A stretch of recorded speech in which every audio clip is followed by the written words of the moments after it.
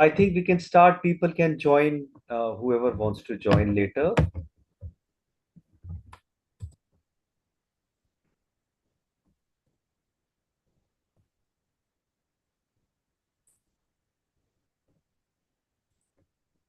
So now that we are coming to the end of this, classes, what we will see with the later units uh, is in terms of how there is a convergence between MDI 7 and MDI 8.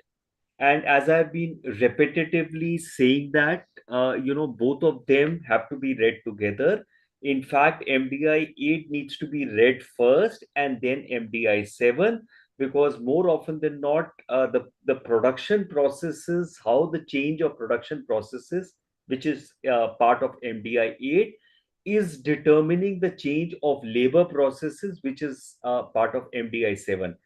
The production processes are changing because of the change in the structure of society of it's in fact it happened much before the industrial revolution. As the population is increasing, as the world is becoming more complex, as it is becoming more globalized, interconnected, the production processes are changing, leading to the change of labor processes, leading to the change of wages, employment, the way labor market works, and so on and so forth. So I've combined 14 and 15 in terms of flexibility, rigidities, subcontracting, and flexible specialization. And we've also seen over the last few weeks, in terms of both 8 and 7, how the production process has moved from a factory production, from a Fordist way of product of a conveyor belt, to a post Fordist where there is more personalization of production. How that personalization of production is leading to, and because of globalization and improved communication and transportation, leading to global supply chains, and global, or alternatively global production networks. Idea is to minimize cost of production and improve profit, because the whole system of capitalism, which started around the industrial revolution time, only looks at profit. So let's get into it. What is the concept of flexibility and rigidity, labor market specificities in terms of industries, informality, subcontracting in the Indian context? So there's a lot to put in. Again, I have tried to contain everything in a PPT. Again, as I said, in case you have a question leading to possibly flexibilities and rigidities, or in terms of subcontracting, or what is the state in Indian context, you will need to craft your answer to include various keywords which will enable you to clear your examination. So quickly, labor market concept, as we had read earlier, it's an institution. It's not a physical place, like a vegetable market. It's an institutional mechanism for gathering, processing, and disseminating information. And also, let me reiterate, labor is not nothing to do with manual labor. Labor is any labor which could be manual or intellectual. So essentially, all of us who are working in any form are labor. Flexibility, ability of labor market to adapt to changes in economy, technology achievements, and external factors. Also understand, every nothing is stationary in the world. Everything is moving. So inevitably there is a changes in economy. So for example, look at the fact, there was this transnationalism. We were talking about transnationalism. We were talking about globalization. We were talking about interconnectedness. We were talking about global production networks. And then there was an election in the US. A new administration came in, and the new administration came in on the politics of anti-immigrant, and that led to the president imposing certain tariffs. That imposed, in fact, yesterday I was seeing this video, these news items where they're saying the last Chinese ships before the tariffs have just reached US, and now subsequently 145% tariffs come in. And strangely, the whole production networks and the global supply chains had the production facility. A lot of them were in China. Now, if the US companies had their production in China and you impose so much of a tariff, the chains break. And when the chains break, now they are talking about empty shelves. They are talking about increase in prices for the US consumer. There is, and today we have reached a point whereby everything affects everything else. It cannot be that one nation, one part of the world, there is something happening and the rest of the world is not getting affected. Everything is getting affected. Flexible allows for adjustment in the supply of demand for labor in a way minimizes unemployment support. And then there was we had read these theories about how the economists try to make sense of the world economy in terms of theories. It started off with classical theory, then came neoclassical theory. We looked about Keynesian economics, where during Great Depression, the economists talked about government intervention. In fact, a compact came in where the governments actively, interfered in the labor markets to protect labor rights. Then subsequently came the theory of neoliberalism, which was repackaged of neoclassical economics. In fact, India in the 90s, when they brought in liberalization, they also got neoliberalization in terms of the government moving away from interfering in the labor markets, which had various consequences. We will see as a part of this PPT what are the various consequences. Flexible, they say, is wages adjust quickly in terms of. So the neoliberal, like the new classic, talks about supply and demand.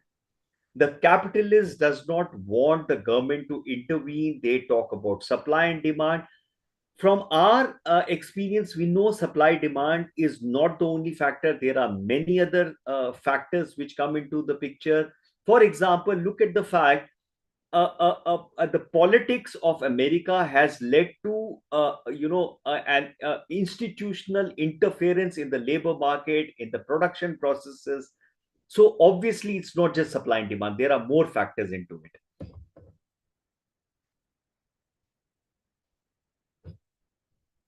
Division in labor market. In an advanced countries, there is a single market, whereas in developing countries, there are multiple market. So, for example, for a same job, a person might get a different wage in Delhi, a different wage in a tier two city, or a different wage in a rural area. And there are these, and then asymmetric information.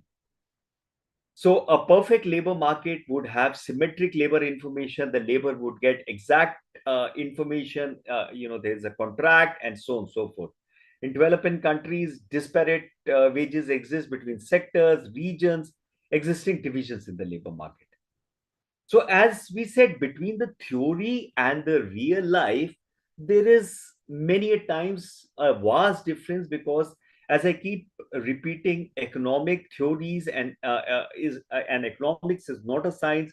You cannot, test it out in a lab. In the real world, there are a lot of X factors which happen.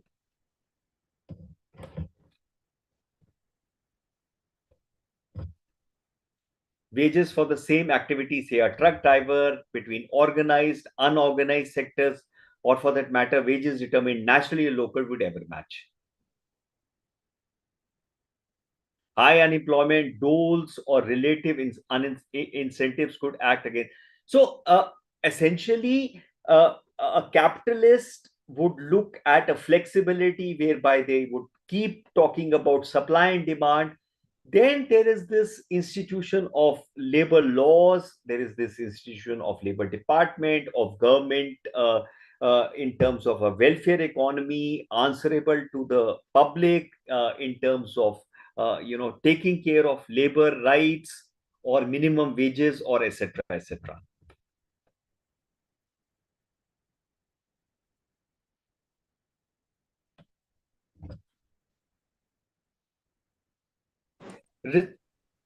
Sir, Yeah. Yes, Sanjeev. Sir, could you please explain how doles would affect the labor market?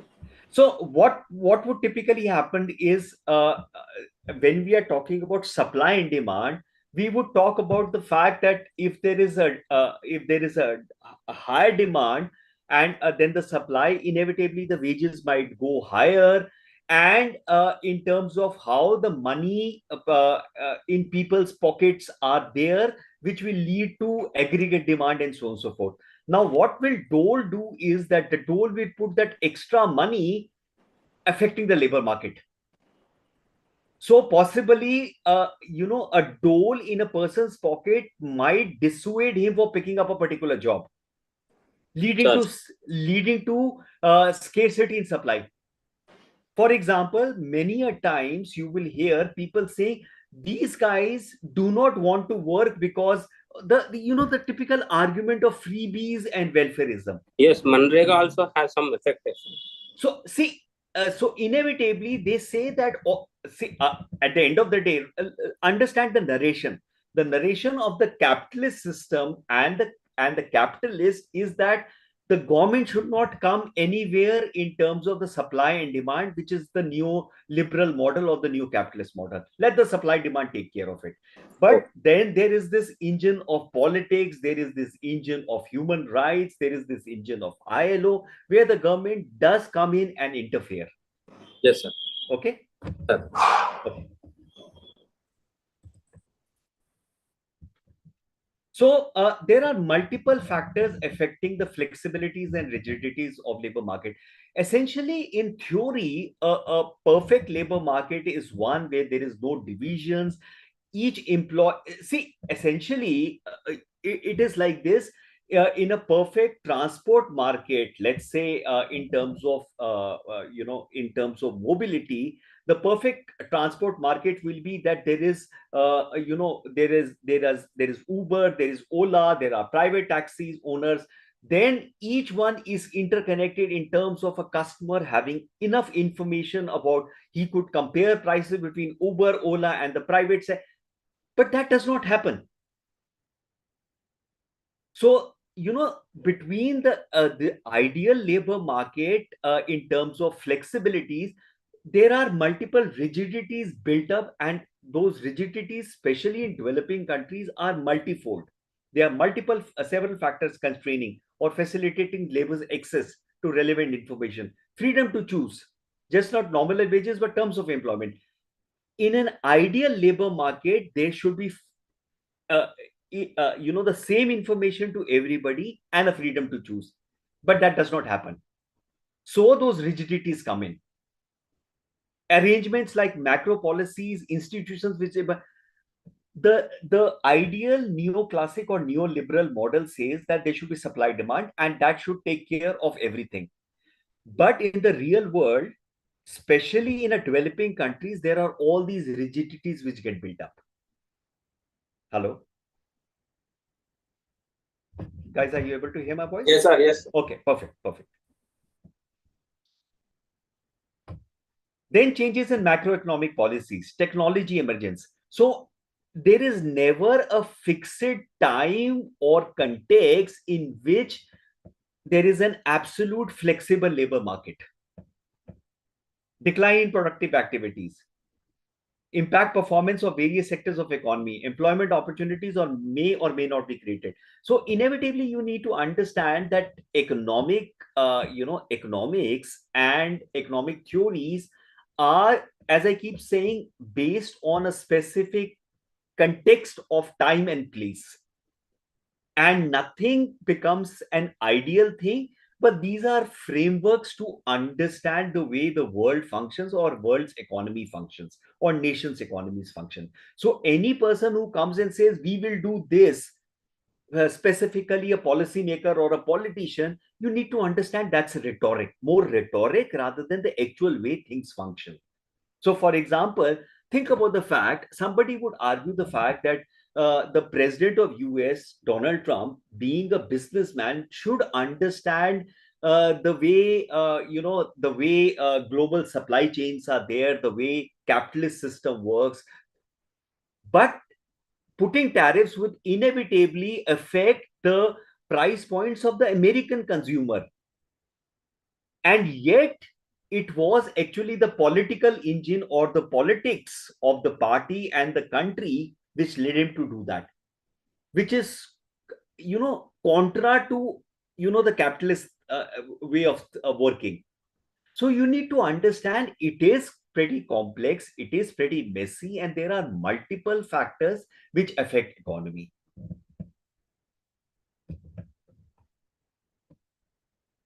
Labor market flexibility depends on greater options available, skill sets, multi-skilled workers, changing demand patterns.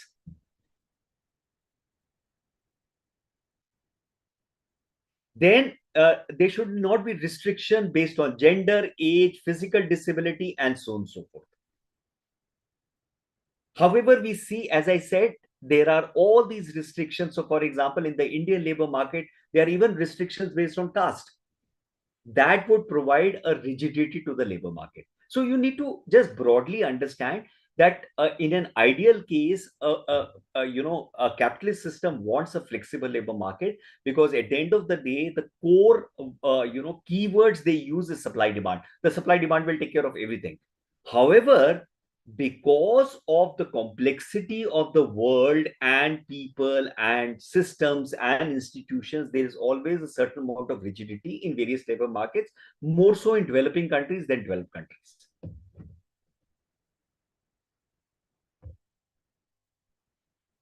Nature of contract being too constricting, length of working hours, deliverables, or low incentives could act as a deterrent. So, in case there is a write short notes on flexibilities or rigidities of labor market, you can write all these.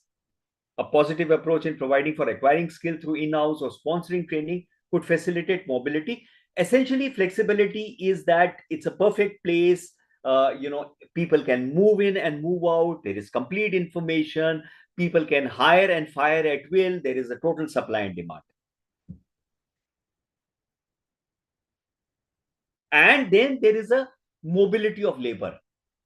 But we also know that various countries create barriers to the mobility of labor. So, for example, what the US is doing in an anti immigrant stand, political stand, is actually putting barriers to the mobility of labor. Otherwise, a pure flexible market would allow laborers to move in and out of the US.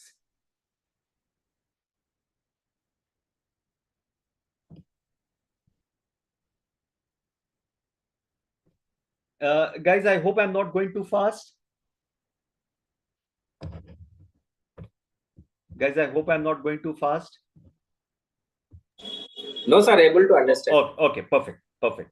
So again, sir, in simple terms, both rigidity and flexibility concerns with the labor market, and it is the labor market which implies both these things. So labor market is an institution. Essentially, the capitalist system. Listen, at the end of the day, the production process requires labor. The labor only comes from the labor market. Labor market is not a physical place but an institution. So how does the production process or the production system pick up labor? They are An ideal system would be a flexible system where the production process, as and when they require labor of whatever skill set, can pick it up and leave it whenever if they want. Sir. But when there is an institutional, a government institution or a welfare measure or doles or inadequate information or barriers to mobility, it brings in liability. Brings in rigidities to the labor market, which prevents the production process or the production people to pick up labor as and when they want. Sir. Understood? Simply, sir. Sajeev. Sir. Okay. While the market flexibility, potential of enhancing productivity of labor, and its freedom to be mobile, employer or firm would look forward to operationalize easy hire and fire. At the end of the day, the production is by the capitalist. The only thing the capitalist wants is profit. And remember, right from the Industrial Revolution, when the capitalist system concretized and came as a firm way of running the economy, economists and the capitalists were looking at how to rein in labor, because labor is an embodiment of human being, and human being is a very unpredictable element. Capital, land is very easy to manage because these are numbers. Human being and labor is difficult to manage. And if you see the whole production process and the informality of the economy is a way to put number onto a human being. In fact, if you notice, the whole concept of Aadhaar is that each one of you is a number. So that is the way the world is moving. So don't look at it in terms of India. It's the way they are trying to rein in human beings in terms of labor, in terms of a number. So if I'm able to keep displacing human beings and pick and choose and replace one with another, then I can use the labor as I use a cap, or not I, a capitalist can use labor as they use capital and land. Then there are debates in the sphere of free and unfree labor. To move out of a contract also influence the. So, and if you see, large part of the capitalist system or the economist or the media basically brings out a narrative which is biased for the production or the capitalist. And this has changed over the last 2 decades, when and what we have been reading in MDI 8 in terms of how the trade union, which was strong in the 90s, then uh, you know uh, you know totally became insignificant with the informalization, with the contraction, with outsourcing, with contracting, because now essentially the labor was being put as a number which could be manipulated. Intervention of the state through labor legislation might be interpreted as tampering with the labor market flexibility. And that was the narration which was put forward in the Indian context also, when India went in for liberalization in the 90s. And also understand, India went in for liberalization based out of pressure from the various organizations like the IMF, the World Bank, what they called the Washington Consensus. So basically, the state moves back and let the supply and demand take over.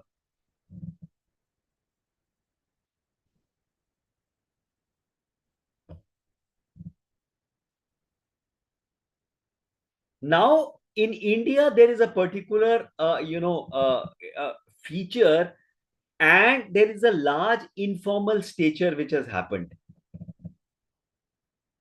The discourse on rigidity and flexibility assumes a peculiar configuration not quite in sync with the same as global norm. So, as I was saying, when the informalization was moving in terms of contractuals and all that stuff, the trade unions started opposing it rather than, pushing for better working conditions or decent salaries for the contract workers. And as the heft of trade unions decreased, suddenly there was nobody to fight for the contract workers or the subcontract workers or the informal economy or informal worker. And then there are these labor legislations which have been there. So there are enough labor legislations which are there both from the center and the state, and labor is a concurrent subject in which both center and state makes laws. But what is typically happening, it's not the presence of laws, but how the companies have circumvented the laws, and how the state has not been able to regulate at all, and the complexities and the ambiguities.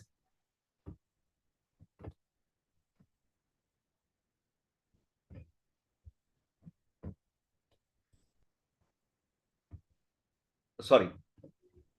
Where is it? Introduction of economic reforms as a follow-up to the Washington Consensus. So now India, like a lot of the global south and developing countries, picked up the neoliberalism lock, stock, and barrel from the West and tried to and implemented in their countries two major detrimental effects, because there are different consequences to that. And today also, when the political rhetoric is minimum governance, or maximum governance, minimum government, and all this thing, this is basically the narrative of neoliberalism.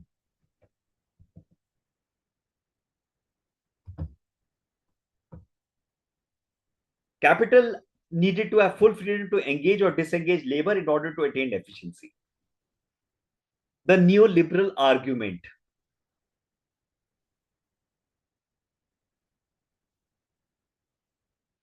And the argument is, of course, that full supply and demand would expose labor, especially informal, to vulnerable and exploitation, which we are seeing what is happening in the global south.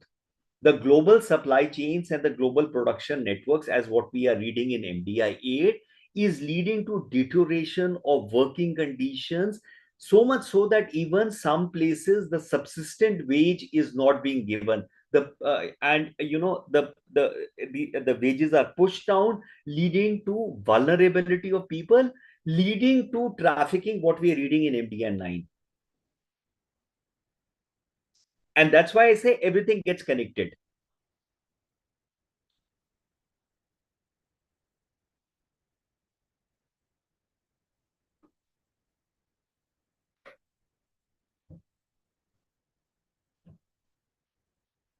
So labor is a concurrent subject, multiplicity of laws, 44 central and 166. Now, we again, the media narrative is the fact there are multiple laws, it is rigid. Though if it is rigid and not flexible, Indian market or Indian companies are not able to be efficient, are not able to complete on the. But nobody is talking about why can't these laws be simplified and make sure they are regulated. The whole concept of flexibility of the labor market is never looked at in terms of the companies and their responsibilities of skilling, of giving subsistence wage, and so on and so forth. The media narrative is also not there, because understand the fact that world over, the media is also controlled by the capitalist. So you have a specific media narrative which comes. These are there is Indian laws includes right to work, one's choice against discrimination, prohibition of child labor, working humane conditions, social security. So if you see, when industrial revolution happened, the world over, there were conventions, there were there was this talk about human rights, there was this talk about just wages. Karl Marx and the notion of exploitation of labor, his whole theory on exploitation of labor, how capitalism will exploit labor, and laws were made, and we have almost gone a full circle to come back into a state where we were around the industrial revolution. Supply and demand, the government is invisible in terms of the free market economy, and conditions as bad as what they were during the industrial revolution.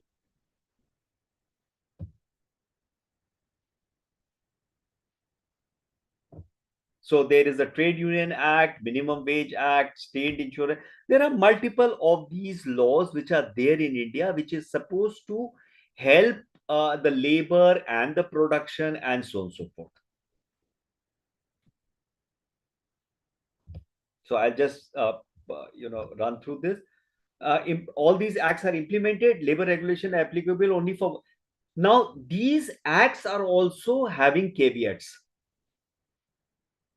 only for workers in the organized sector. So what has happened? The whole market has moved towards informalization. Once the market has moved towards informalization and contractualization, these laws are not applicable.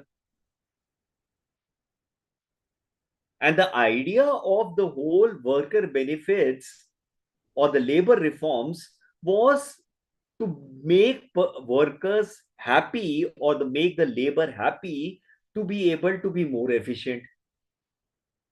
So somewhere down the line, you see there is a contradiction in the whole process. You push the wages down, the worker does not, or the labor does not have subsistence. If the labor does not have subsistence, he or she is not a happy worker, efficient. And then you bring in technology. So there is all these back and forth movements which are happening.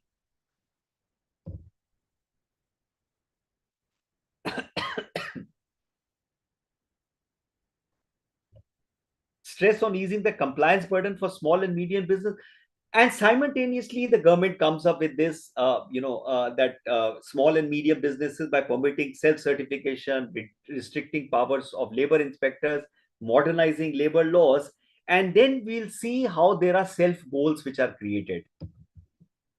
So for example, indicated there has been a significant positive impact of labor laws on working condition. Other studies have highlighted that these are rigid and go against the interest of labor rights. Political parties are reluctant to legislate on labor flexibilities. So, for example, look at the fact how much media debates have happened on labor laws or labor rights. Why is that not a political topic or a subject of discussion by political parties? And if you open your media, if you Google and say, media debates on labor, you will just find there is hardly anything. And it's a very important topic. So you see, there are all these contradictory signals which come. Vinod, why are political parties reluctant to talk about why is education or health not a political subject? And why are political parties reluctant to, fight a politics on education or health? Very important for the middle class. Because, for example, look at the fact how many middle class people actually vote on the basis of education or health. So you see, point is that inevitably these are political subjects which are raked up, and more often than not, world over, you will see. So what example, let's take an example of Canada today.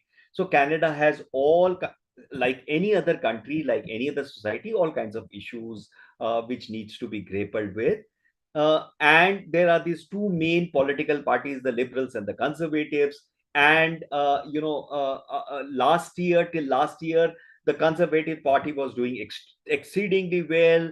The liberal party was going down in terms of their popularity. There were certain things they had done, or certain acts they had done, which was leading to an unpopularity. And then the US had an election, a new government came in US, where the president started talking about Canada being the 51st state, and the whole politics was an anti-US rhetoric, which led to the winning of the Liberal Party.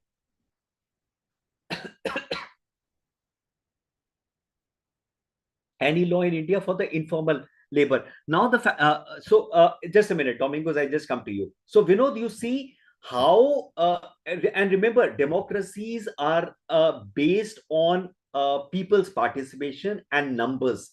So if enough people are not talk, so when enough middle class become voyeuristic and talk about a industrialist wedding, and the politician looks at it as a political topic or a thing to cash on in terms of politics, well, that is the topic to work about. So it all depends on what is the pressure which is coming on the politician or the political topic, a party, in terms of which becomes a political issue in terms of an election. Vinod? Okay. Domingos, so for example, I just come to it. There is a contract act which comes in. I'll just come to that. Domingos, in a minute. Okay, sir. At the micro level, labor laws can protect workers, increase bargaining power. Protection may also mean economic implication affecting employees' incentives to growth and employee generation. So one has to have a discussion or a debate and some research. How are decisions being taken based on what? Where is the research?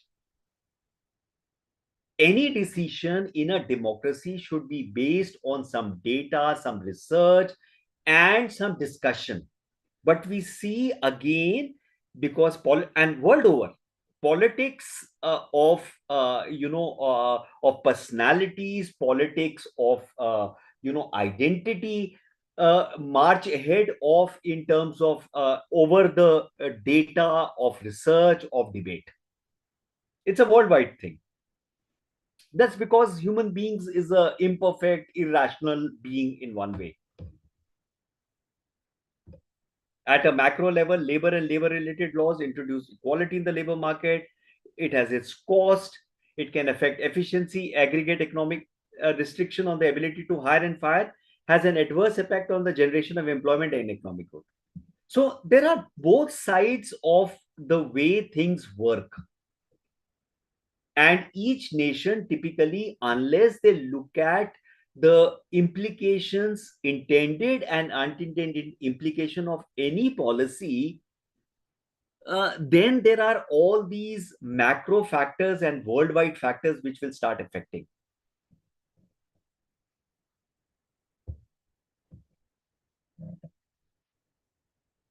So when in the 90s India introduced liberalization, it possibly somewhere down the line at one point stopped or did not keep pace with what was happening in terms of the world, or they kept pace, but because of the complexity and the largeness of the country, things went out of control.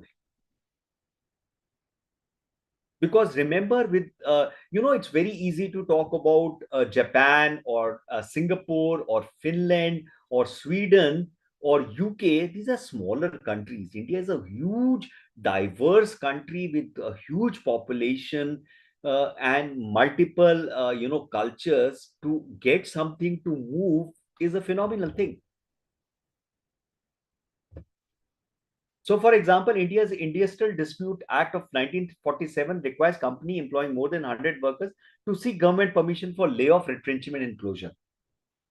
Now, most industries or most capitalists would look at this as a major rigidity of the Indian market. Factories Act of 48 limit overtime.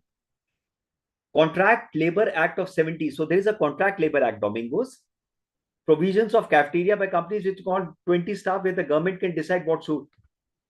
No, this is not the informal. This is the Contract Labor Act.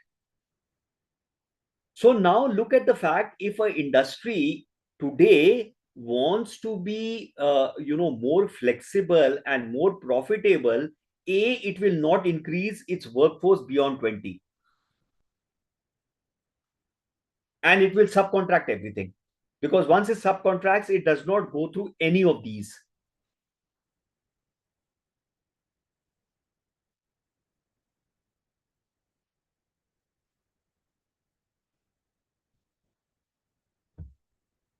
Then there are directive principles. There is something called a Minimum Wage Act. Fix minimum wages. Now the fact is, it says that the government should fix minimum wages. Anyone employed to do any work, skilled or in an employment specifically in schedule. Now, so what typically happens in an employment? Now, what the industries would do is not give an employment. So in a lot of places, you will not get a salary slip or a contract, but you are employed. That is how across the developing world, capitalists and industrialists bypass regulations. And one of the reasons why we read in MDI 8, these global supply chains or commodity chains or production networks are coming up, because the West is pushing production in places where the laws are weakly regulated or there are no laws, because this allows them to push wages down. Otherwise, if the same production was to happen in the West, there are all these laws and there are all these regulations, and they will not be able to do it. Whereas developing countries become fodder, which comes back to our theories of unequal exchange, what we studied.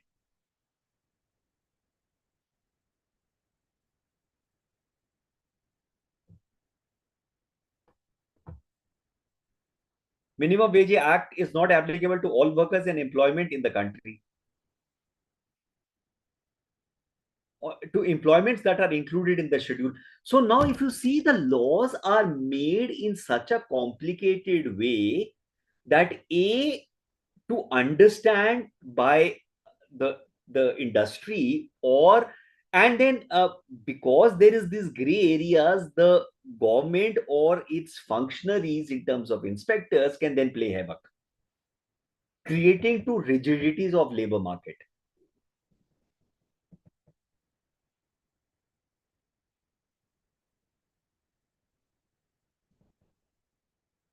So as I also keep telling you, that many a times you will see contradictory information in a unit, so you need to understand that these are multiple perspectives. So when you look at multiple perspectives, there are contradictions in life. If you see, you always grapple with contradictions because there are multiple perspectives to the same thing.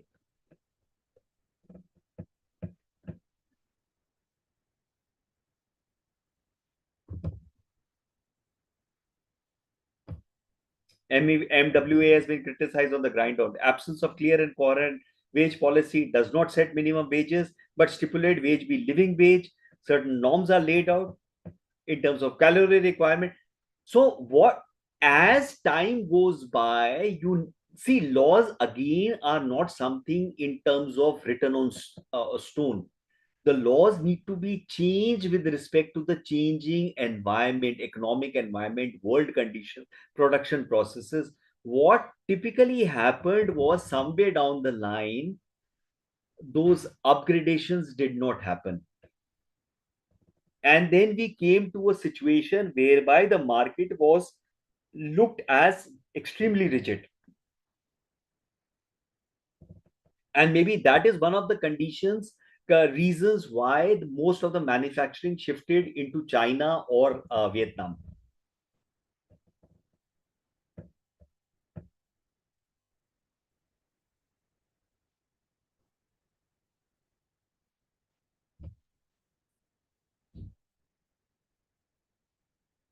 So you see, there are all these factors which could have been simplified, but which were not. So that's about Minimum Wage Act. And then I read this news item: midday meals ko pay stuck at the 2009 level. So in spite of all these laws and their talk, when you look at sectoral thing, you will find, and midday meal is typically a government scheme. So if the government is lax in terms of the minimum wage, then you can understand what's happening in the private sector.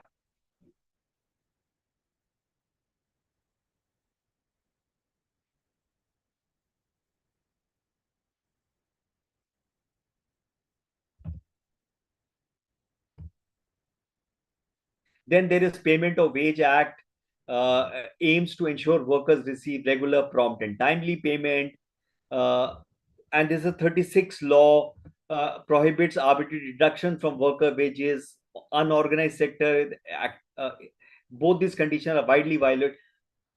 So you need to understand, there are laws. The laws need to be regulated. Then in case there are too many laws or there is too much of regulation, it leads to rigidity of market, leads to industry being inefficient, and so on and so forth. Again, contradictory things which are happening. There is a Factories Act. I'll quickly go through this. Conditions such which for human beings, for say. So all these were laws were created at a particular context and a time. A lot of, and as I said, as we have seen, since the industrial revolution, as laws came in, these laws were based on context, these laws were based on the prevalent conditions, and stuff, and then things have changed. Since the act does not apply to smaller enterprise, existence of this decision discourages enterprise to exploit employment,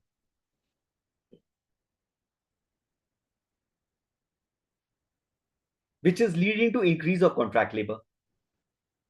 So you see, inevitably, as I always say, everything has an intended consequence and there is an unintended consequence. And that is why it becomes very important for policymakers to balance things out.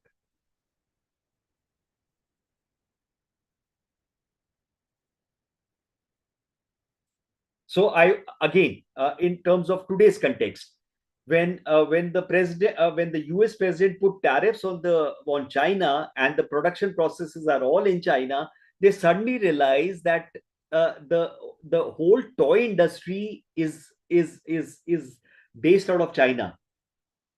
And now with this 145% tariffs, they are going to face a toy crunch during the Christmas season, which is coming in another few months. And if the tariffs are not removed, there is going to be major political chaos, unintended consequence. The intended consequence was that it would allow the political party which fought the election on this particular platform to showcase its toughness. And then there was also a case that this would also allow the US to browbeat smaller countries in terms of tariffs, in terms of trade agreements, and so on and so forth. But this is an unintended consequences that now the toys will not be there, enough toys will not be there in the US market, or then the shelves will be empty, which will affect the politics and the same vote bank which actually voted this particular party.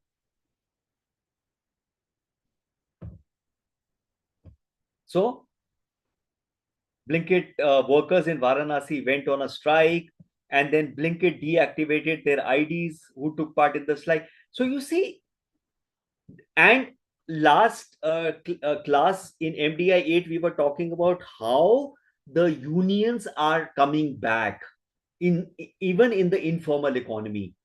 People are coming together to to strike to get better deals.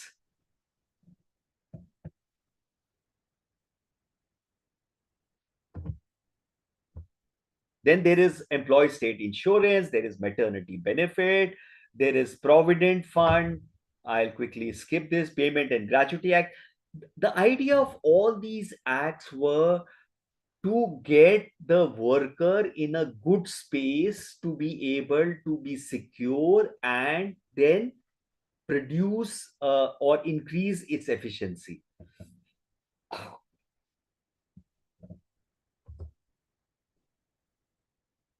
Social security regulations has fallen into disrepute due to corruption and inefficiency. And then inevitably, if you don't keep pace with what's happening in the world in terms of productions, in terms of how things are going, there will be always this set of people who will take advantage of the system. New companies being set up, employees hired, they are paid wages below minimum wages, deduct a portion, do not deposit in the government supply. You need to, whenever you have a law, there has to be a regulation of that law, and then subsequent changes in terms of the consequences of that.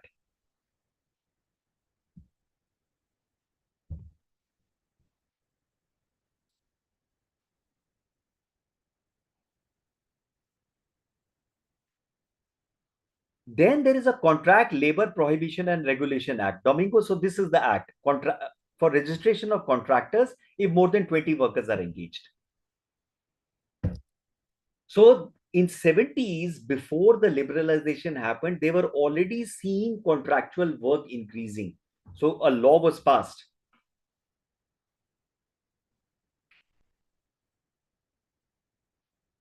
and they also had an advisory board to regulate the contractors.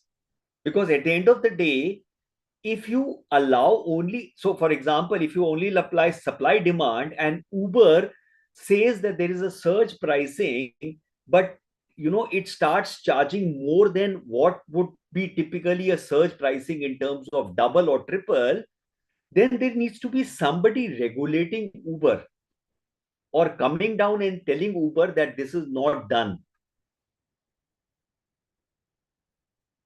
And in the absence of regulation, some amount of basic regulation, which we saw happened, the government started intervening as a part of the Keynesian economics post 30.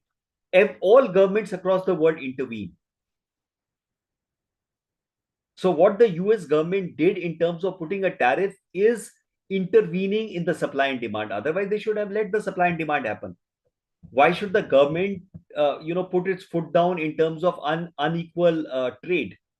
Let the supply demand take care of it. So there is an intervention.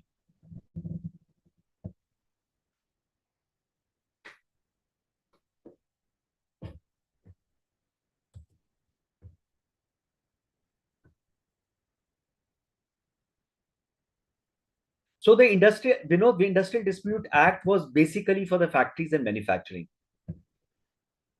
And now look at the fact, when industries did not take off and the service sector came, then a lot of times the labor inspector would come to a software manufacturer and expect the same thing. So I have an anecdotal evidence where a labor inspector came inside a software manufacturing company and fined them because, as per the industrial act, there was supposed to be a peak done in the sense when people who would eat pan or beetle juice, and there needs to be a mechanism to capture that beetle juice. Nobody eats Beetlejuice in a software company, or if they do it wherever they do. That company was fined, and that story came to me, and because of the fact the inspector looked at it from the Industrial Act, and the software company is different. Vinod?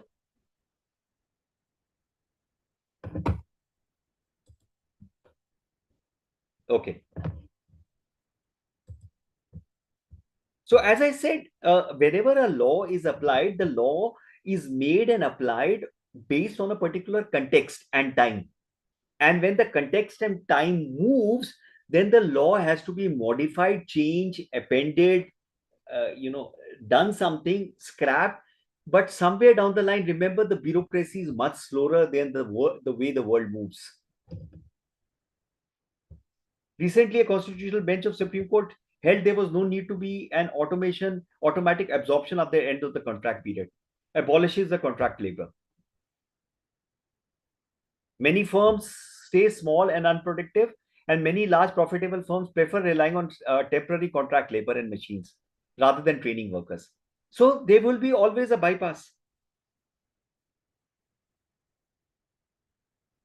So, for example, in the last Trump administration, when Trump had put 20% tariff on China, what China would do and the US companies would do is the manufacturing would happen in China, and those products after manufacturing in China would be transported to Vietnam and then would be exported to US to overcome the tariff barrier. Remember, the capital and the production process and labor, everything will move around. So if a country puts barriers to the mobility of labor, smuggling will happen. In fact, whenever you try and stop a legitimate process, that thing will go into the dark area and become illegitimate. It's like somebody telling you don't do it, you will definitely do it.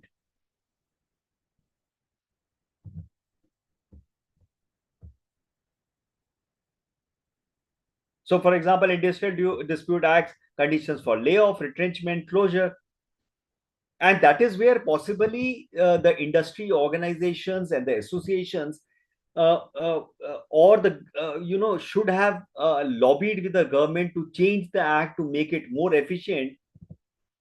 Concept of compulsory arbitration, prohibit strikes.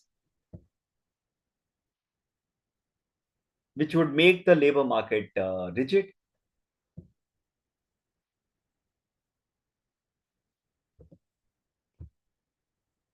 Except employers argue labor laws are excessively pro workers, and the workers say that if the laws are not there, the employees exploit.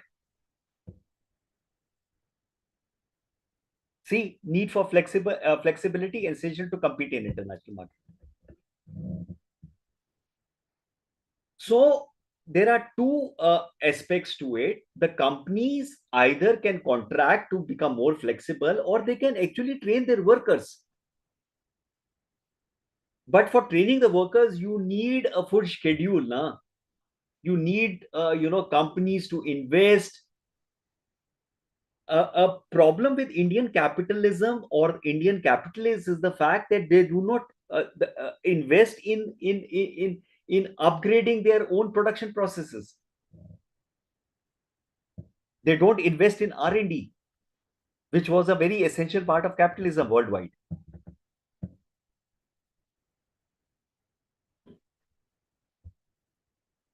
Attitude has mainly been a skill enhancement for flexing, rather than assessment of proper enforcement of the laws, assessment of situation.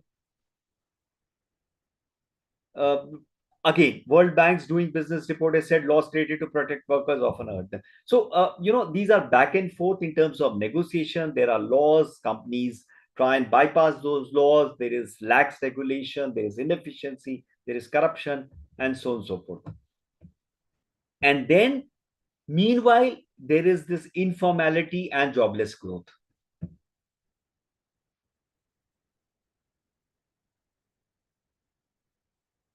The idea is to push down wages or push down the investment in terms of capital investment and get more profits.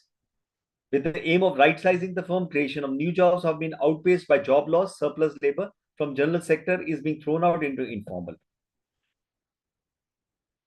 So there is this example of the steel plant which had 55,000 employees when it started, and today 55 regular employees. Today, not more than 14,000, and the rest are contractual workers, which are also 50% of the regular employees. I think that I have that slide or in some other place.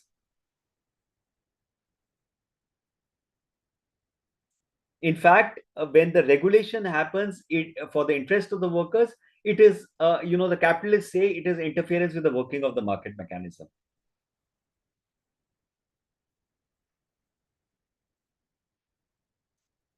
And inevitably, capitalism, we're coming back to the Marxist ideology of capitalism exploits worker. We have gone back in a cyclic way to the same point. And I said, somewhere down the line, when we started from the Industrial Revolution, when the humankind started from the Industrial Revolution and did all that progress, it seems to be coming back with informality.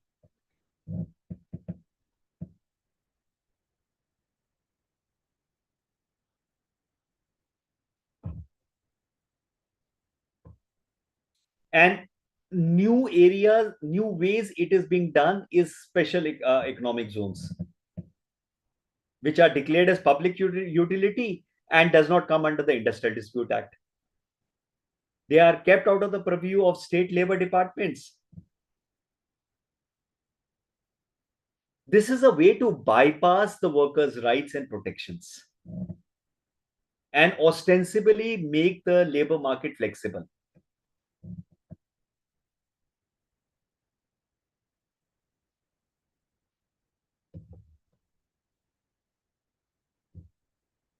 Search the world for lower cost supplies. Declining labor standards are linked to erosion of power of state authorities. Countries often compete by weakening labor standards in attract food. And in the last unit, we read about trade and employment opportunities. And one of the narration is the fact that trade will lead to more production facilities, will lead to higher employments. So again, contradictory information that we receive. So unless a country in the global south is not careful, more often than not, trade may not be a answer to all its economic ills.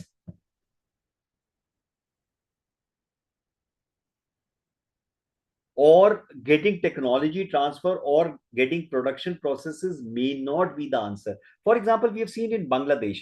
Bangladesh got a whole lot of textile manufacturing, and because of weak labor laws like any other country in South Asia, and because of non-regulation and so on, there have been major incidents in Bangladesh where the whole facility has collapsed. More than 1,000 people have died because inevitably to attract footfalls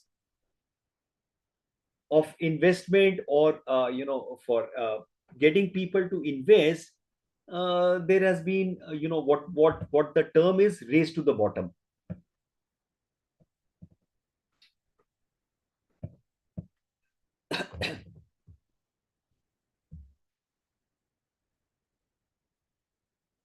So again, Indian labor market is rigid, discourages disinvestment, eventually results in increase of poverty and decline process.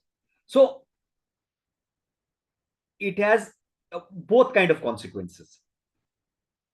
If you are not rigid in terms of institutional, the government interference will lead to increase of poverty, decline of, and India, like any other developing country, has obviously poverty as a issue to be grappled with.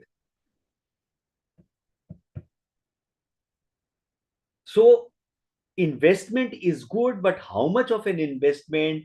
Are you trying to take care of your labor, of your people, of their mobility, of their well-being? It's a very fine line.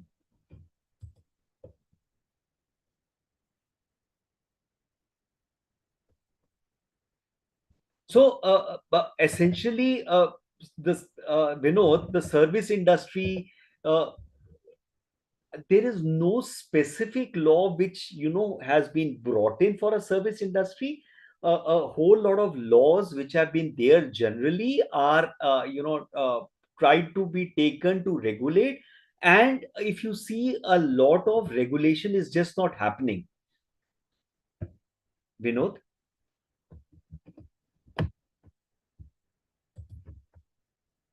And that is what I said, the context and the timing keeps on moving because the world over things keep on moving. And we are seeing the same dilemma in terms of digital.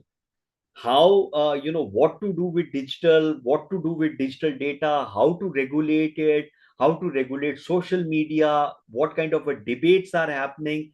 The point is things keep on moving. So essentially, and that is where universities, is SEZ a bypass? You absolutely, Vinod.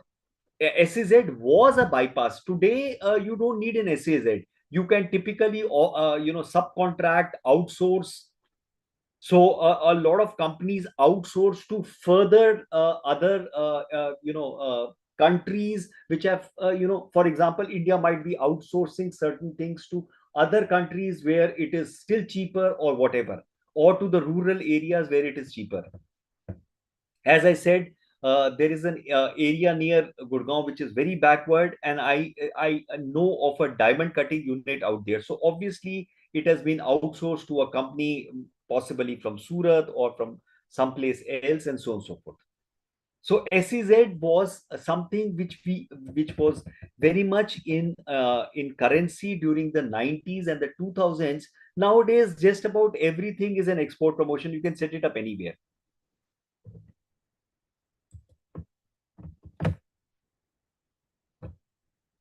So let's quickly look at subcontracting. We have been talking about subcontracting, efficient mechanism of production organization, healthy division of labor, better utilization of workplace. Classic example being Toyota. We did that case study. Japanese automotive dedicated parts provider. Typically, Maruti does subcontracting in terms of various items of its production. Widespread system was to maintain considerable control over the conditions of work and pay through adult male operatives. So how the process initially started and how it is being practiced today are two different things. Secures a hegemony position for the parent enterprise, exploitative as it takes advantage of the subordinate state of the suppliers or subcontractors. So one way you can argue is that way it employs other organization, it gets more jobs, but at the same time it's an hegemony position. So today also, for example, the global production networks, for example, Apple is in a hegemony position. It is able to dictate. So look at what, in spite of the tariffs which US has put on China, computers and smartphones are it is not applied on computers and smartphones because of the lobbying of Apple, because all its production is happening in China, where they are able to push the wages down and the working conditions and so on and so forth, cost down, to be able to make that phenomenal amount of profit. Apple is $1 trillion company.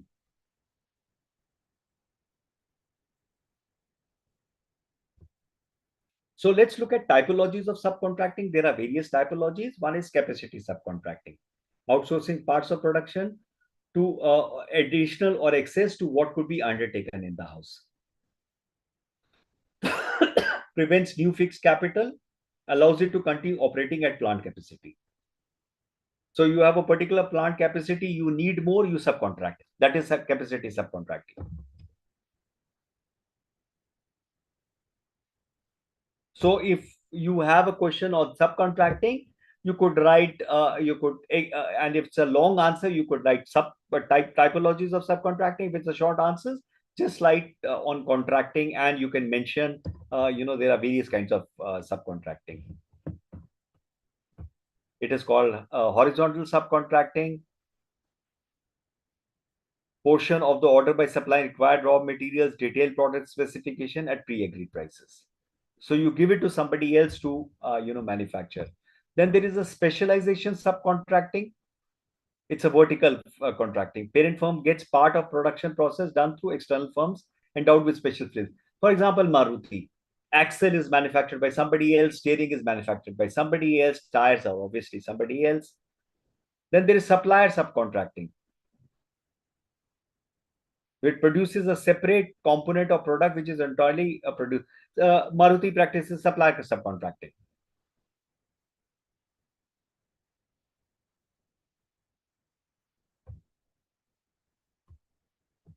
Commercial subcontracting.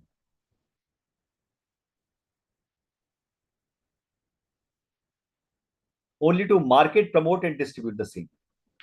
What typically Amazon does in their Solimo products, they sell everything on Amazon website, and it is Solimo is a brand name through which they sell.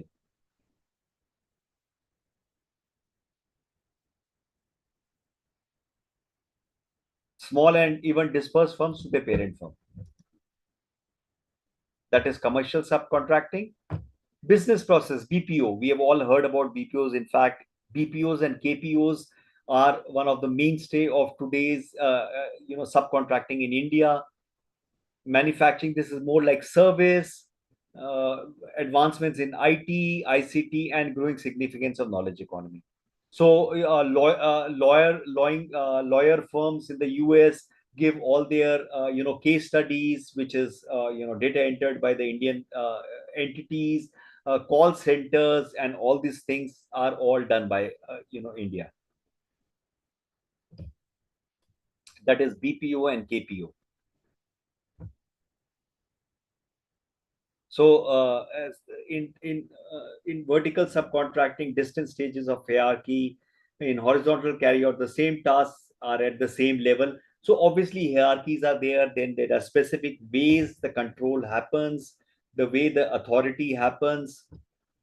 In the Indian context, dynamic changes in the industrial process. Again, as I also keep telling you, the whatever we are seeing in India is a part of the larger process changes which are happening in the world. Nuance of the significant participation of the informal sector enterprises. a large part of the subcontracting is never recorded. That is the way they circumvent the laws.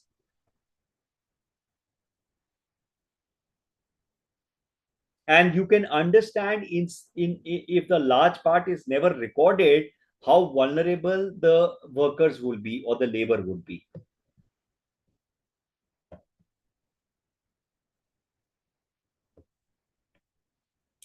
Formal and informal subcontracting are not introduced in the literature of subcontracting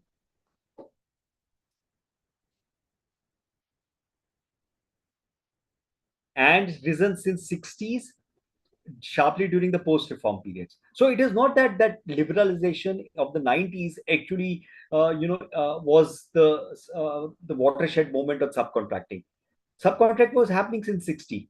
The same way as offshoring was happening much earlier than when the globalization and the internet happened. Nothing happens overnight. These are processes which happen over a period of time. It takes time. So for example, the global change took decades to make. Organized or formal sector enterprising engaging those from the uh, anchor firms providing technical guidance or product specification process is a part of the space. So there are space that subcontracting is also multifold. How the subcontracting happens? Is there a credit line given? Is there just a technical specification? Is specifications given? How is that? It is varied.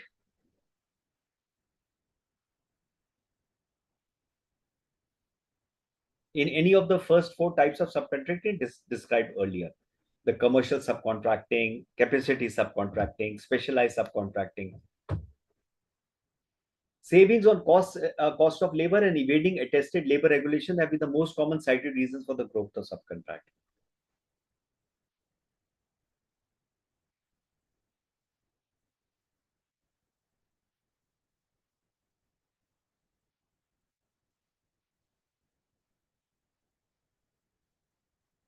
Firms consciously minimize capital investment, promoting subcontracting, taking advantage of specialization, division of labor, lower labor costs, restricting in-house employment of workers. So to reduce costs and to circumvent labor regulations and the bureaucracy which regulates the labor regulations. So this is the crux of the Indian subcontracting. Then there is an informal micro enterprises in subcontracting would rather prefer relatively traditional segments of informal and which we have seen worldwide. So they would prefer home-based subcontracting to women because that way they can push down wages.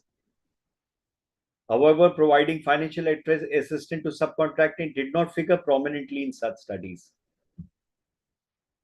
Even though there are some, for example, the leather footwear in. So again, it depends on the industry. In some places, they provide credit. In some places, they provide technical expertise. In some places, they just provide the specification and said, you need to do this at this particular cost. They are able to push down the cost. There has been some studies, and if you notice, a lot of these studies are as old as 14. Now, 14, it's almost a decade old, and so many things are happening every year. So unless studies are done, and as I keep saying, unless there is data available and studies done to find out what are the changes happening, more often than not your policy is made in the absence of any research. Still operates at the level that takes advantage of low road syndrome, which is the process pretty much followed by most developing countries and the global south. Cost cutting and profit over well-being of workers. And in fact, the example is the famous ITIES, IT enabled services of international subcontracting. Look at the fact that Indian BPOs are working during the most important Indian festival of Diwali, whereas they seem to be on leave for their Western festivals of Christmas, which actually goes against the workers' right. But that's the way it is.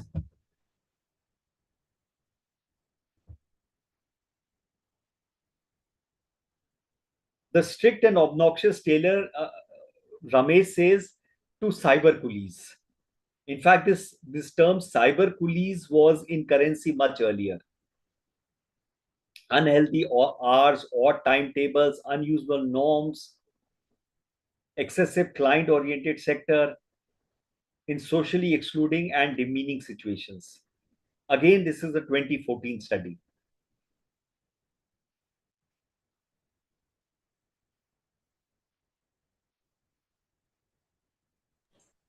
Sir, even work from home concept is also cost cutting factors. Work from home is a cost cutting factor, Sanjeev. Suddenly, after COVID, companies have realized that working from home will cut their cost in terms of office infrastructure. Sir.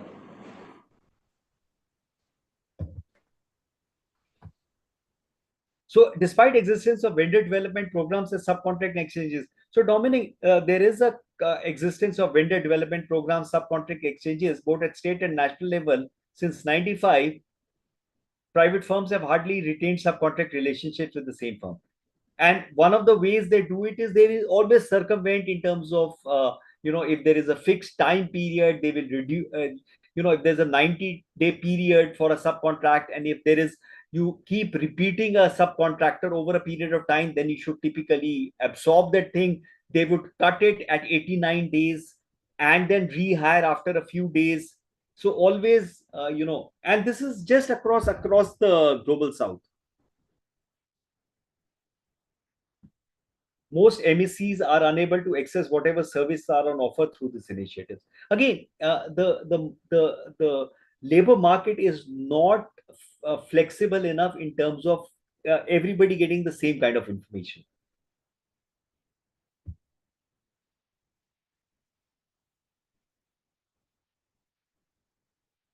And the same thing is happening in the global production networks. by by transnational cooperation in terms of increasing subcontracting and taking the low road to development. We expose these to advanced technology and mathematics, open up a robust. So the thing is about industrialization, but that would have major consequences in terms of worker skills, in terms of worker employment, in terms of worker welfare, and so on and so forth.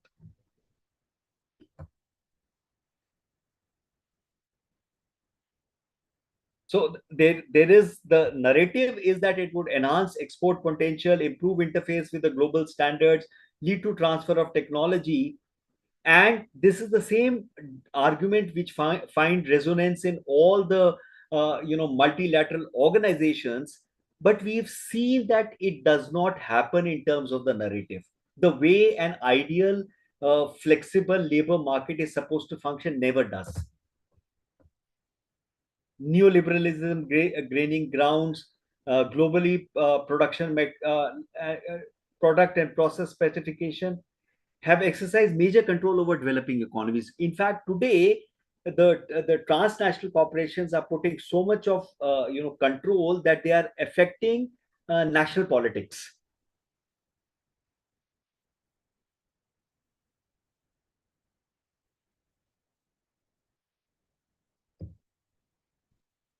And the persistence of exploitative working conditions, particularly in lower tiers of supply firms. What is the term called sweatshops in global south as informal enterprises working for TNCs.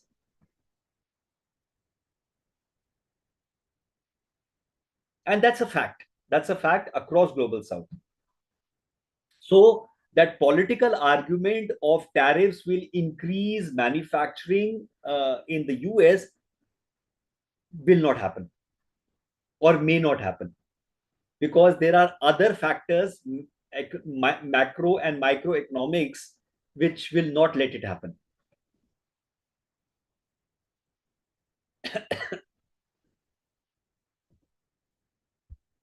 For example, fire in Dhaka's Tazreen fashion garment factory, uh, Ali Enterprises in Karachi with 1,100 workers dying, Rana Plaza collapsed. And because recognition of major lapses in safety measures, the TNC, the transnational corporation, is never held accountable.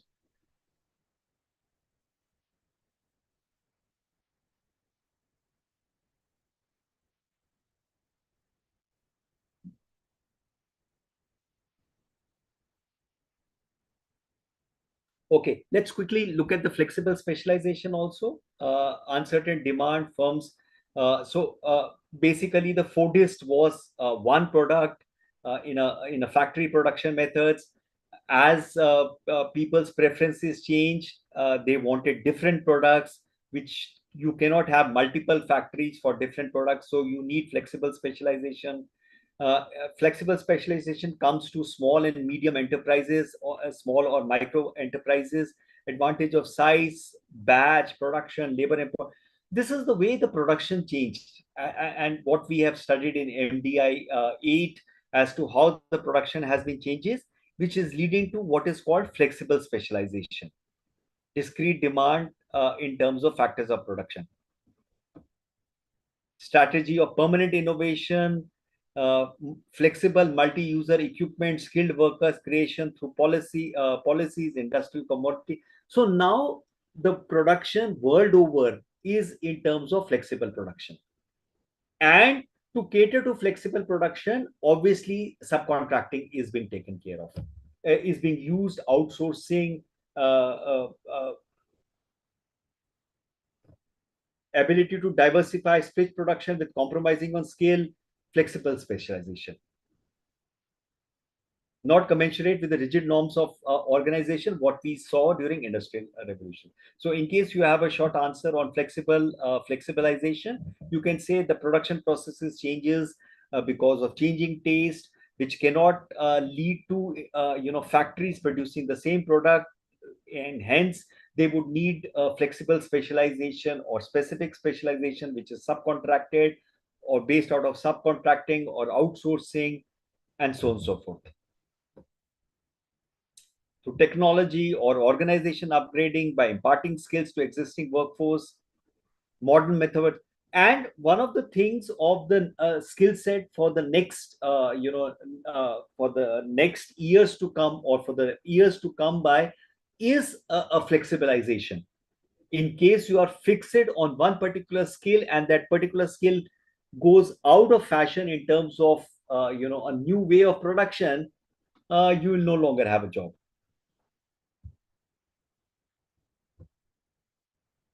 FMS, flexible manufacturing system, system of small and medium batch production, intrinsic function of which are founded on computer numerical. CNCs were also since the 80s. Japanese management technique of total quality, just in time. So you need to again remember a few of these keywords which you can use to craft an answer. You don't need to remember everything. And most of you experientially will also know all these things, but some terms you can remember and you'll be able to complete your answer. And flexibilization and industrial clusters. So industrial clusters are one way of specialization or flexibility. In fact, industrial clusters earlier were always used for flexibility. Association status with similarly placed firms, typically in industrial cluster, contributes towards, and this was as early as 1890. Industrial districts derive benefits. Similarly, it's like if multiple people from the software industry stay in one particular residential area, then networks get formed. You learn from each other. The idea of colleges and universities have similar batches so that students can gain from each other. It's the same thing. Informal manner of sharing of or access to business information, innovation, what institutional flexibility could imply. Emphasis of social cultural factors in boosting local businesses give a competitive advantage. What typically diaspora does by staying together or being connected, it gives you an advantage, and then that gives you an economic advantage. So the advantage of connecting with the diaspora the diaspora would like to invest in your home country because they understand the culture. It's an advantage.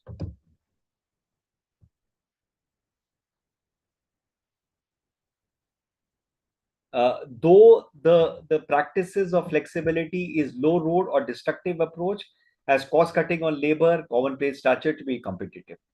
So it need not be the strategy to competitiveness. There are other strategies to competitiveness, but it is easy to go the low road.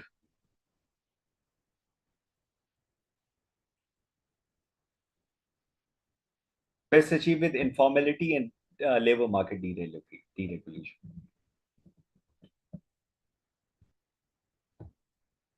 Alternatively, constructive or aspirational high road with efficiency enhancement, innovation, wage gains, improving its social conditions. So there are multiple ways.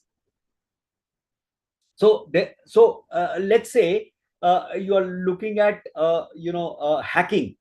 Hacking could be used as a low road where you bring in a regulation, go and go after everyone, or you could use ethical hacking, which is a high road where you employ people to find out shortcomings of your digital infrastructure. There are both ways one can do it. The low road becomes easier because bureaucracy finds that easy. The high road needs investment. It needs it needs thinking, it needs policy, it needs planning, it needs a certain amount of investment. Okay. High degree of technology, organization flexibility, enhanced labor productivity, and all this can be done both ways. You can skill your workers, you can keep bringing out new curriculums. It requires flexibility in bureaucracy, it requires investment. More often than not, most countries, most organizations take the low road. So let's quickly sum up. Identify factors, endogenous, exogenous, influencing options in employability, acceptable wage. So as we have also understood the fact that it is pretty complex, it is not a straightforward simple thing that a bureaucrat sitting in an office can take a policy prescription, because there are multiple factors in it. Capitalist, industrialist nation, potentially rate of or demand for labor and the rate of unemployment, adjustability, labor market is different and complex in a developing scenario. High incidence of informality and production and labor processes. So there are all these different processes at work.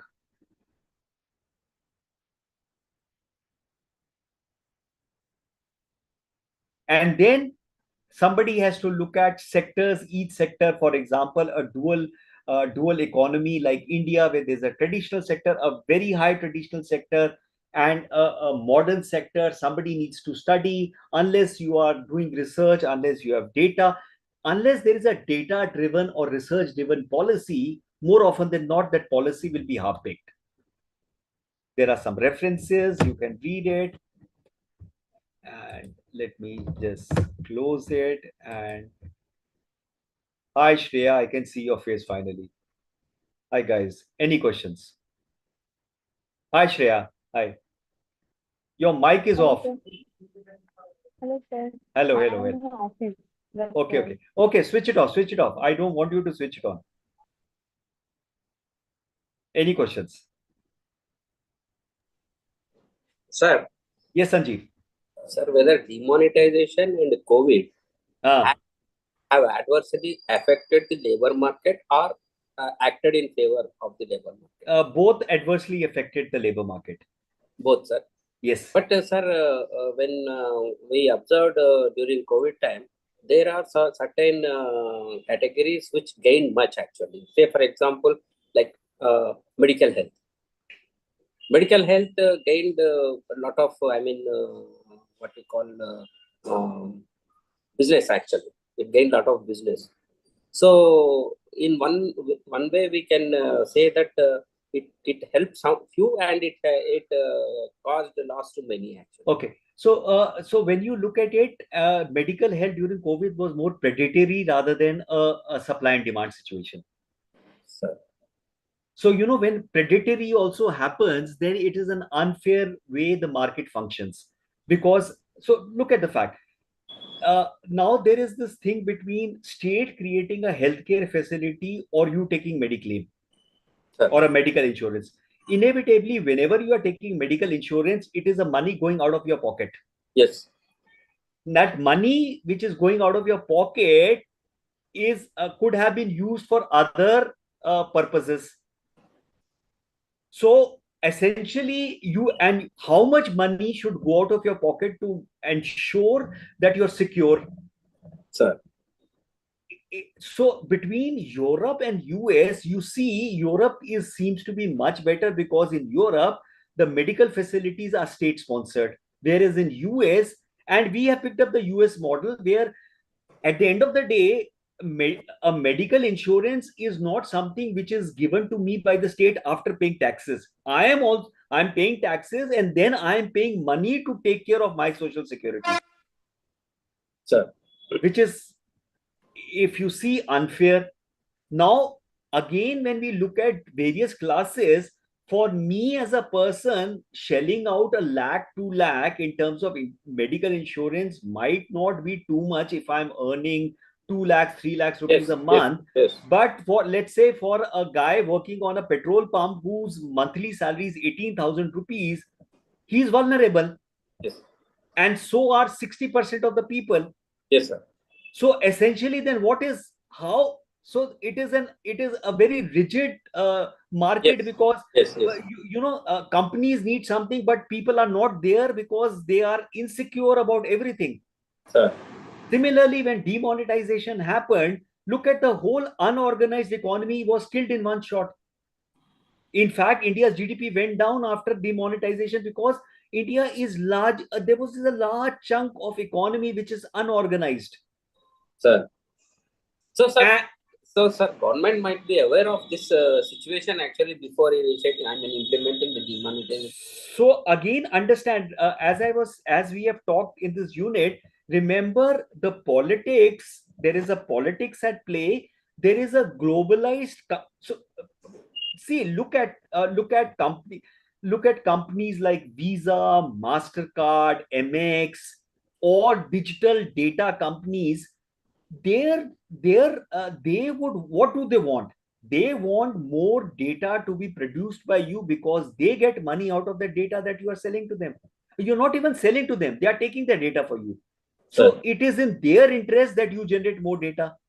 But is it in your interest to produce more data because that makes you more vulnerable? Sir. So government, remember, what is government? Government is a disparate set of people. Various engines are running. There is a political engine, there is a geopolitical engine running, there are all these global interests. Tesla or Apple is not interested in Indians or Indian government or the political party of India. Tesla and Apple are interested in their profits and their shareholder value. So if Apple or Tesla says that India, you manufacture, oh, we'll give you a lot of jobs, but we want you to press down the wages and do not have and give us land for free, that land is going out of your tax, man. Yes. So you see, you don't tend to benefit. You are being made as a narrative to see as a benefit. And this is precisely with all global south. Sir. Okay. And the Indian political party or the Indian politician then sells it to the Indian public because there is political engine running, saying that we are getting so many jobs. But actually, is the condition of the labor or the Indian improving? There is no research or data to find it out. So, is there any research or data after demonetization or COVID which shows that GDP has gone up, the condition of people? For example, there is data after Manrega that actually so many people came out of poverty because now you have assured 100 days of work to people in the rural areas, then they don't need to travel to urban areas. But there is no data. But still people travel, sir. See, people will always travel. So, Yes. for example, if Manrega gives me 100 days of work and gives me a basic salary of 150 rupees or 200 rupees for a day, but I am able to earn 30,000 or 40,000 in a factory in Gurgaon, Bombay, or Delhi. I might look at the cost benefit analysis, and Yes, my all my family has moved to Delhi, and I have a house. There are why people migrate. There are multiple reasons to that. It may not be a pure simple wage equivalent or a wage disparity. yes, sir. There are other reasons, Yes, sir. and that's what we study in this migration and diaspora, the whole course, that there are so many engines which are running. In the absence of these studying and the interdisciplinary way of we studying, we will not realize. We think it's a very simple thing, people just migrate. What a political narrative would be that everybody wants to come in US. Why would anybody want to leave India and go to the US? They would want to go because either there is a quality of living, or there is a social security, or there is something which is a benefit. Sir, We know that. Thank you for what? Vinod is giving uh Vinod is giving me a thank you for. Okay, had to leave. Okay, okay. okay, okay, okay. Please, we'll if you can join tomorrow, we will. Any other question? Okay, Vinod, please carry on.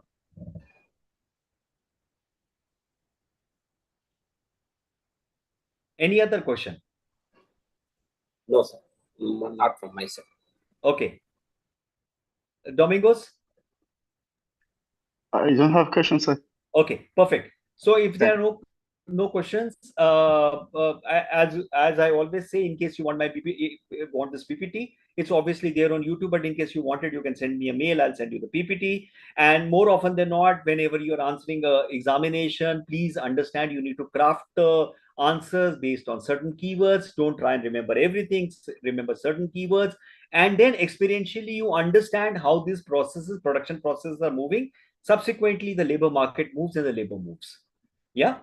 So you have a wonderful Saturday, and I'll see you tomorrow at 12:30 with MDIE.